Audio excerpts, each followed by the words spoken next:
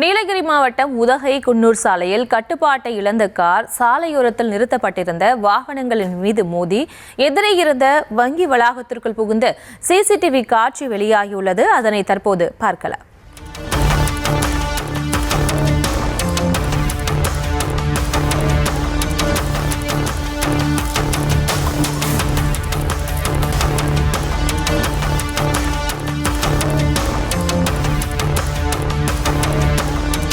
கூடுதல் விவரங்களை வழங்குகிறார் நமது செய்தியாளர் அனீஷ்.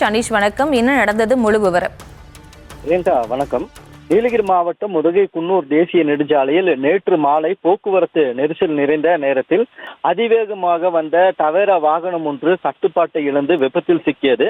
இந்த சாலையில் சென்னை சில்க்ஸ் என்ற ஒரு முக்கியமான கடை இருக்கிறது.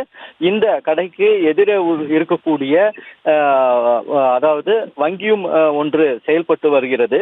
இந்த இடத்தில் சாலையோரத்தில் இரண்டு புறமும் வாகனங்கள் நிறுத்தி வைக்கப்பட்டிருந்தன. இந்த நிலையில் இந்த சாலையில் வந்த டவேரா வாகனமானது அதிவேகமாக வந்து கட்டுப்பாட்டை இழந்து எதிரே இருந்த ஈசா ஸ்மால் பினான்ஸ் பேங்க் வளாகத்திற்குள் புகுந்து நின்றது. இந்த விபத்தில் அதிர்ஷ்டவசமாக உயிர் சேதம் எதுவும் ஏற்படவில்லை. தகவல் அறிந்து விரைந்து வந்த நகர போக்குவரத்து காவல் ஆய்வாளர் குருசாமி மற்றும் சசிகுமார் ஆகியோர் வாகனத்தை ஓட்டி வந்த ஓட்டுநரை காவல் நிலையத்திற்கு அழைத்து சென்று விசாரணை மேற்கொண்டனர். இந்த விபத்தில் சுமார் 4 இருசக்கர வாகனங்கள் மற்றும் ஒரு 4 சக்கர வாகனம் சேதமடைந்ததாக தெரிவிக்கப்பட்டுள்ளது.